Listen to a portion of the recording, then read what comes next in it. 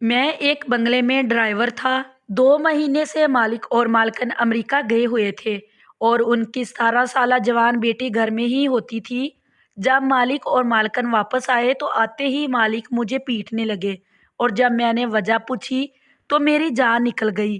مالک کی بیٹی امید سے تھی اور وہ کہہ رہی تھی کہ میں نے اس کے ساتھ، میرا نام مراد تھا اور آزاد کشمیر کے ایک گاؤں کا رہائشی تھا، نوکری کی غرض سے میں لاہور آ گیا تھا اور کوئی ہنر نہ ہونے کی وجہ سے سڑکوں پر مارا مارا پھر رہا تھا کہ جب میرے ایک دوست نے مجھ پر رحم کھایا اور مجھے گاڑی چلانا سکھا دی۔ اسی دوست کی بدولت مجھے ایک بنگلے میں ڈرائیور کی نوکری مل گئی۔ گھر میں صرف مالک اور مالکن اور ان کی بیٹی تھی۔ جب میرے دوست نے میری ذمہ داری لی تو مالک نے مجھے اپنی بیٹی کی گاڑی پر ڈرائیور رکھ لیا۔ مالک کی بیٹی ایک بڑے کالج میں پڑھتی تھی اور میں اس کی گاڑی چلایا کرتا تھا۔ روز صبح اسے کالی چھوڑتا اور واپسی میں کالی سے لے کر بنگلے میں پہنچاتا۔ اکثر وہ شام میں اپنے دوستوں کی طرف نکل جاتی تھی تو میں ہی اسے لانے لے جانے کا کام کرتا۔ ایک گاؤں والا ہونے کی وجہ سے میں عزت کے معاملے میں بہت ہی زیادہ حساس تھا۔ میں نے کبھی نظر اٹھا کر مالک کی بیٹی کی طرف نہیں دیکھا تھا۔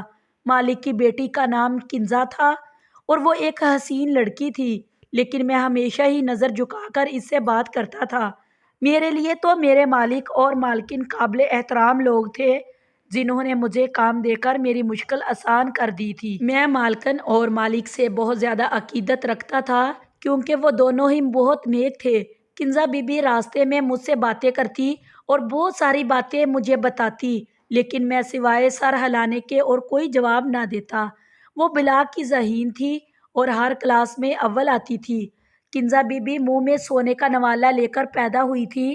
مالک ان کی ہر بات فوراً ہی پوری کر دیتے۔ کنزا بی بی نے نئی گاڑی کی فرمائش کی تو مالک نے فوراً ہی انہیں گاڑی خرید کر دی۔ کنزا بی بی مجھے کہنے لگی کہ دیکھو میں نے تمہارے لیے نئی گاڑی لے لی ہے۔ ان کی بات سن کر میں مسکرا دیا۔ وہ اکثر ہی باتوں باتوں میں مجھے چھیڑتی اور میرے ساتھ فری ہونے کی کوشش کرتی، لیکن میں کبھی اپنی حد سے تجاوز نہ کرتا۔ کنزا بی بی جب بھی خریداری پر جاتی تو میرے لیے بھی کچھ نہ کچھ ضرور لے آتی۔ کنزا بی بی کو معلوم تھا کہ میری بہن کی شادی ہونے والی ہے۔ وہ میری بہن کے لیے بھی کچھ نہ کچھ خرید کر دیا کرتی تھی کہ یہ اس کی شادی کے لیے ہے۔ گاؤں بھجوا دو میں ان کی عادت اور اخلاق سے بہت متاثر تھا، لیکن مجھے کیا خبر تھی کہ یہی کنزا بی بی ایک دن میرے کردار کو پاش پاش کر دے گی۔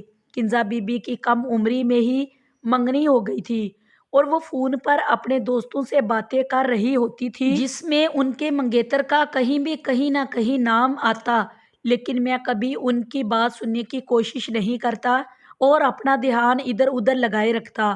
سردیوں کے دن تھے کہ جب مالک اور مالکن کو اچانک ہی امریکہ جانا پڑا تھا کیونکہ مالک کے بڑے بھائی جو امریکہ میں تھے ان کی حالت بہت ہی نازک تھی اور وہ اپنے آخری وقت میں اپنے بھائی کو اپنے پاس دیکھنا چاہتے تھے۔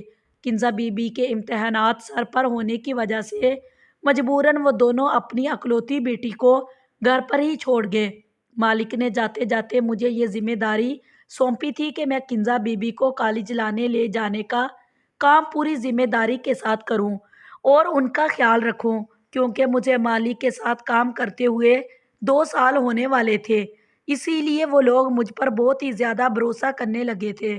مالک کو اچھے سے علم تھا کہ میں نے کبھی نظر بھر کر بھی ان کی بیٹی کی طرف نہیں دیکھا تھا۔ مالک اور مالکن 2 مہینے کے لیے امریکہ چلے گئے اور میں ان کے پیچھے پوری ایمانداری کے ساتھ اپنی ذمہ داری نبھانے لگا۔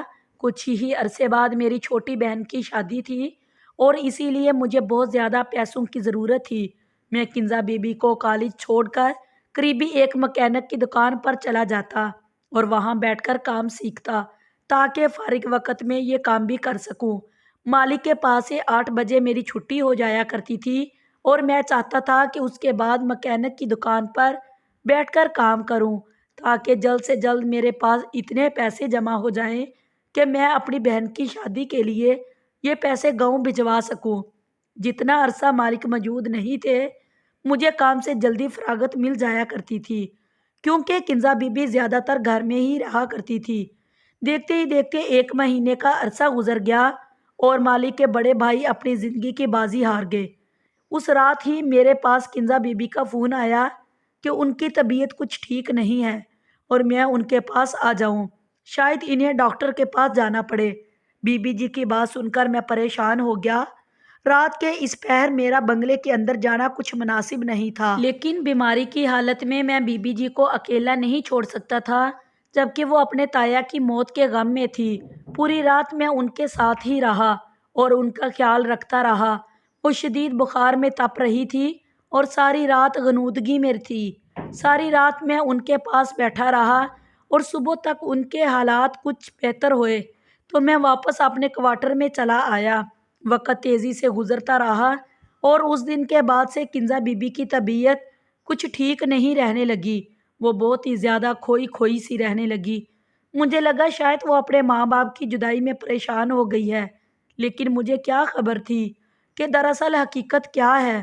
مالک نے مزید 1 مہینہ اور اپنے بھائی کے بچوں کے پاس گزارا اور پورے 2 مہینے بعد وہ دونوں گھر واپس آئے تو میں انہیں دیکھ کر بہت خوش ہوا۔ لیکن اس وقت میرے قدموں تلے زمین نکل گئی جب مالک نے پاس پڑا ڈنڈا اٹھا کر مجھے بری طرح پیٹنا شروع کر دیا۔ وہ مجھے گندی گالیاں دیتے جا رہے تھے۔ مجھے سمجھ نہیں آ رہا تھا کہ مجھ سے ایسی کون سی غلطی ہو گئی ہے جو مالک اس قدر غصہ ہیں کہ میری بات بھی سننے کو تیار نہیں۔ اور جب مجھے پوری بات پتہ چلی تو ایسا لگا جیسے کسی نے میرے قدموں تلے زمین کھینچ لی ہے۔ کنزا بی بی نے مجھ پر الزام لگا دیا تھا کہ میں نے ان کے ساتھ زبردستی کی ہے اور وہ اب امید سے ہیں، اور یہ بات ڈر کے مارے انہوں نے اپنے ماں باپ کو فون پر نہیں بتائی۔ میں نے حیرت سے کنزا بی بی کو دیکھا جو ڈھائی سے جھوٹ پر جھوٹ بول رہی تھی۔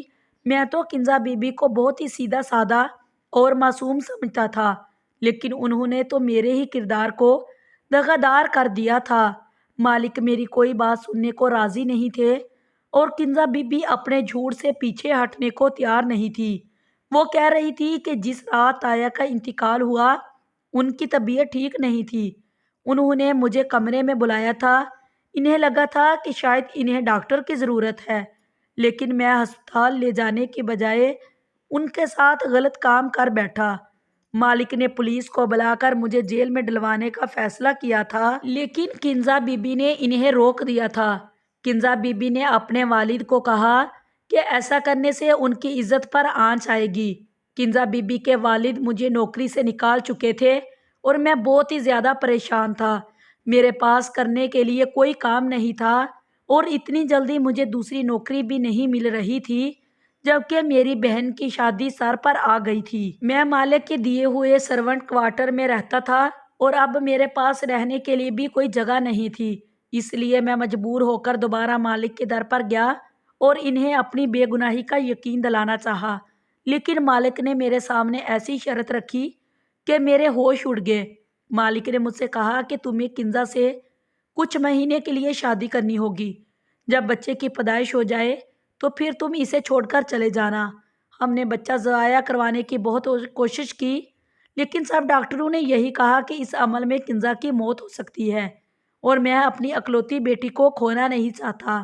کنزا کا منگیتر بھی اسے چھوڑ کر چلا گیا ہے اور اس سے پہلے کہ زمانے میں ہماری بدنامی ہو، ہم کنزا کو تمہارے ساتھ رخصت کر دیں گے اور تم اسے اپنے ساتھ اپنے گاؤں لے جانا۔ جب بچے کی پیدائش ہو جائے گی تو اس کے بعد ہم کنزا کو واپس لے لیں گے۔ میں جانتا تھا کہ یہ بچہ میرا نہیں ہے اور کنزا نے جھوٹ بولا ہے، لیکن اس کے باوجود میں اس بات پر راضی ہو گیا تھا کیونکہ مجھے اپنی بہن کی شادی کے لیے پیسوں کی ضرورت تھی اور فی الحال اتنے پیسے مجھے صرف مالک ہی دے سکتے تھے۔ اس لیے میں نے کنزا سے شادی کرنے کے لیے حامی بھر لی اور اس کے ساتھ نکاح کر کے اسے گاؤں لے آیا۔ کنزا بہت خوش تھی۔ میں نے بھی گاؤں پہنچنے تک سارا راستہ اسے کوئی بات نہ کی تھی۔ نکاح کے فوراً بعد میں ہم دونوں گاڑی کے ذریعے گاؤں آ گئے تھے۔ میری ماں اور گھر والے کنزا کو دیکھ کر حیران رہ گئے اور جب میں نے اپنی ماں کو بتایا کہ میں نے شادی کر لی ہے تو میری ماں حیران رہ گئی، کہنے لگی تیری شادی کو لے کر میرے کتنے ارمان تھے۔ لیکن پھر کنزا کی موجودگی کو محسوس کرتے ہوئے میری ماں خاموش ہو گئی اور کنزا کو پیار کرنے لگی۔ کنزا بہت ہی خوبصورت تھی۔ اتنی پیاری اور کم عمر بہو کو دیکھ کر میری ماں کی ساری شکایتیں دور ہو گئی۔ اور وہ کنزا کو میرے کمرے میں لے گئی اور اسے گاؤں کی عورتوں کی طرح سجانے لگی۔ میں بہن کی شادی کے انتظامات دیکھنے لگا اور شام ڈھلے جب کمرے میں آیا تو کنزا دلہن کے روم میں میرے بستر پر بیٹھی ہوئی تھی۔ اسے دیکھ کر میں ششد کر رہ گیا۔ وہ کوئی حور پری معلوم ہوتی تھی۔ پہلی نظر میں ہی میں اپنی بیوی پر دل ہار بیٹھا تھا، لیکن میں کیسے بھول سکتا تھا کہ میری اسی بیوی نے مجھے کس طرح بد کردار ثابت کیا ہے۔ میں اس کے قریب آ کر بیٹھا تو وہ خوف کے مارے لرزنے لگی۔ وہ اچھے سے جانتی تھی کہ اس نے مجھ سے کس طرح شادی کی ہے۔ میں اس سے پہلے اسے کچھ کہتا وہ خود ہی رونے لگی اور میرے قدموں میں بیٹھ گئی۔ اس کے آنسو میرے دل پر گر رہے تھے کیونکہ میں نے اسے ہمیشہ ہی بہت مخلص اور اچھا پایا تھا۔ کنزا روتے ہوئے مجھ سے کہنے لگی کہ اس نے جو الزام مجھ پر لگایا ہے اس کے لیے وہ شرمندہ ہے اور اسے اپنی غلطی کا پوری طرح احساس ہے، لیکن یہ سب کچھ اس نے مجھے برباد کرنے کے لیے نہیں کیا بلکہ بہت ہی مجبوری میں کیا ہے۔ میں نے قہر برستی نگاہوں سے کنزا کو دیکھا اور اسے صاف لفظوں میں کہہ دیا کہ تم نے کتنی مجبوری میں ہی یہ سب کیوں نہ کیا ہو، لیکن تمہارے اس عمل سے میری عزت دو کوڑی کی نہیں رہی۔ تم اپنے گناہ کو میرے ساتھ تھوپ کر سرخ رو ہو گئی اور میں بے گناہ ہوتے ہوئے بھی اپنے مالک کی نظروں میں گر گیا۔ میں چاہ کر بھی تمہیں کبھی معاف نہیں کر پاؤں گا، لیکن میں اتنا کم ظرف نہیں ہوں کہ اپنے نکاح میں آئی عورت کے ساتھ کوئی زیادتی کروں۔ اسی لیے تم اس کمرے میں آسانی سے رہ سکتی ہو، تمہیں کسی چیز کی کوئی تکلیف نہیں ہوگی، اور جب تم اپنے گناہ کو اس دنیا میں لے آؤ تو یہاں سے جانے پر بھی آزاد ہوگی۔ میں خود تمہیں تمہاری اولاد کے ساتھ تمہارے گھر چھوڑ آؤں گا۔ جب کنزا کو اپنے قدموں سے اٹھا کر بیڈ پر بٹھاتے ہوئے کمرے سے باہر نکلنے لگا، جب کنزا کے لفظوں نے میرے قدموں کو قید کر دیا، وہ کہنے لگی میں نے کوئی گناہ نہیں کیا کہ جس کی پیدائش تک مجھے یہاں انتظار کرنا پڑے۔ نہ میں نے ہی آپ کو آپ کے مالک کی نظروں میں گرایا ہے، بلکہ آپ کے مالک تو آپ سے بہت زیادہ محبت کرتے ہیں اور وہ آپ پر سب سے زیادہ بھروسہ کرتے ہیں، اور اسی لیے آپ کے مالک نے اپنی زندگی کی سب سے قیمتی چیز آپ کو سونپ دی ہے اور مجھے یہ حکم دیا ہے کہ میں شادی کے بعد آپ کو ساری حقیقت بتا دوں۔ کنزا کی باتوں نے مجھے حیران کر دیا تھا۔ میں پلٹ کر کنزا کا چہرہ دیکھنے لگا۔ جہاں معصومیت چھائی ہوئی تھی، وہ اس وقت ایک 18 سالہ کی معصوم سی لڑکی تھی جو نہ جانے کن حالات میں گزارا کر رہی تھی۔ کنزا کہنے لگی کہ وہ حاملہ نہیں ہے، بلکہ اس کے والد نے مجھ سے یہ جھوٹ کہا ہے، اور اس کے والد نے یہ سب مجبوری میں کیا تھا کیونکہ وہ اپنی بیٹی کی جان بچانا چاہتے تھے۔ کنزا نے میرے قریب آ کر میرے ہاتھ اپنے ہاتھوں میں تھام لیا اور مجھے اپنے ساتھ لیے بیڈ پر بیٹھ گئی۔ پھر کنزا بہت دھیمی لہجے میں مجھے اپنی سچائی بتانے لگی اور میں گمسا اس کی بات سن رہا تھا۔ کنزا کہنے لگی کہ اس کی خالہ نے بچپن سے ہی اپنے بیٹے کے لیے اس کا رشتہ مانگ رکھا تھا، اور کنزا کے والد اپنی سالی کی اچھی عادت دے کر کنزا کا رشتہ اپنی بیوی کے بھانجے سے طے کر دیا تھا۔ لیکن وقت گزرنے کے ساتھ ساتھ کنزا کے والد کو اپنی غلطی کا احساس ہوا، کیونکہ کنزا کا منگیتر احمر ماں باپ کا اکلوتا بیٹا ہونے کی وجہ سے بہت ہی زیادہ بگڑ چکا تھا۔ اس کے پاس نہ ہی پیسے کی کمی تھی اور نہ ہی کوئی روک ٹوک کرنے والا تھا۔ احمر کی والدہ کبھی بھی اپنے بیٹے کو غلط بات پر نہ روکتی، اور جیسے جیسے احمر عمر کی سیڑھیاں طے کرتا جا رہا تھا وہ مزید عیاش ہوتا جا رہا تھا۔ کنزا بتانے لگی کہ جن دنوں ان کے ماں باپ امریکہ گئے ہوئے تھے، احمد نے کئی بار اس کے ساتھ بدتمیزی کرنے کی کوشش کی، اور ایک دفعہ تو وہ شراب کے نشے میں دودھ گھر آیا اور کنزا پر تشدد کرنا چاہا، لیکن اس نے خود کو کمرے میں بند کر کے بچا لیا۔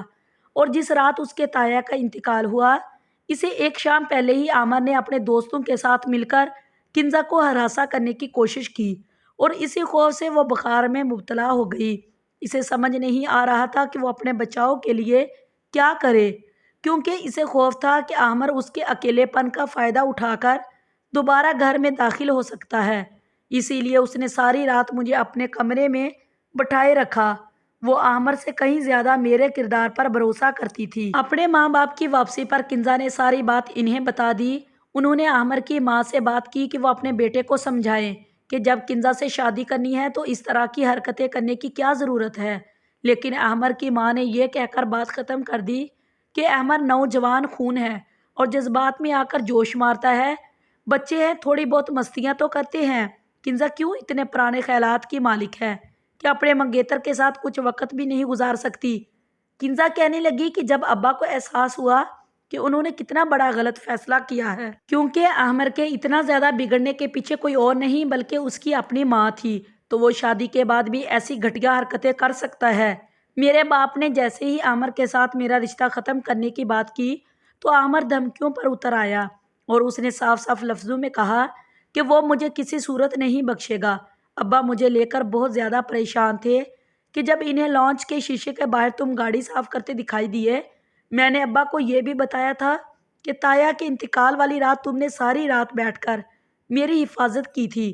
ابا کو اندازہ ہو گیا تھا کہ تم ایک پختہ کردار کے مالک ہو، اسی لیے ابا نے یہ فیصلہ کیا کہ وہ تم سے میری شادی کروا دے اور احمد سے فوری طور پر چھٹکارا حاصل کر لے۔ لیکن احمد یہ شادی اتنی آسانی سے نہیں ہونے دے سکتا تھا، اسی لیے ابا نے خالہ کو یہی بات بتائی کہ تم نے میری عزت پر حملہ کیا ہے اور اب میں امید سے ہوں۔ خالہ نے خود ہی رشتہ توڑ دیا کیونکہ وہ عزت دار لوگ ایسی لڑکی کو بہو نہیں بنا سکتے تھے جو شادی سے پہلے ہی حاملہ ہو چکی تھی۔ ابا تمہیں پہلے ہی روز ساری حقیقت بتا دینا چاہتے تھے، لیکن ابا کو ڈر تھا کہ اگر تم نے شادی سے منع کر دیا تو وہ کیا کریں گے، اسی لیے ابا نے جان بوجھ کر تمہیں دیکھتے ہی مارنا شروع کیا اور تم پر غلط الزام لگایا اور تمہیں نوکری سے نکال دیا کیونکہ ابا جانتے تھے کہ تمہیں پیسوں کی بہت ضرورت ہے۔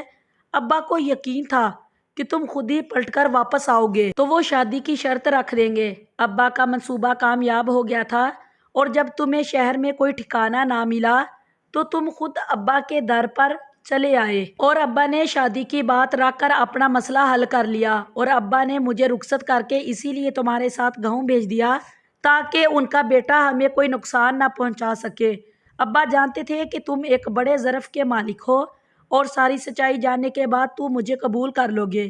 ابا کو دنیا کی پرکھ تھی اور ابا پہلے ہی دن سے یہ کہتے تھے کہ تم بالکل بھی لالچی آدمی نہیں تھے بلکہ ایک پختہ کردار کے نیک انسان ہو۔ تم چاہو تو میں یہ بات ثابت کر سکتی ہوں کہ میں حاملہ نہیں ہوں اور نہ ہی کسی نامحرم نے مجھے کبھی ہاتھ لگایا ہے۔ بہت مجبوری میں ابا نے مجھے تمہارے نکاح میں دے دیا ہے اور میں نے اپنے پورے دل سے تم سے نکاح کیا ہے کیونکہ میں خود بھی تمہاری اچھائی کی گواہ ہوں۔ ہو سکے تو مجھے اور میرے باپ کو بس ایک جھوٹ کے لیے معاف کر دو۔ کنزا کی آنکھوں سے آنسو ٹپک رہے تھے اور مجھے ان آنسو میں ایک باپ بیٹی کی بے بسی دکھائی دے رہی تھی۔ میں نے کنزا کو فوراً اپنے سینے سے لگا لیا۔ وہ ایک بہت ہی پیاری لڑکی تھی جسے شاید خدا نے اس طرح میرے نصیب میں لکھا تھا۔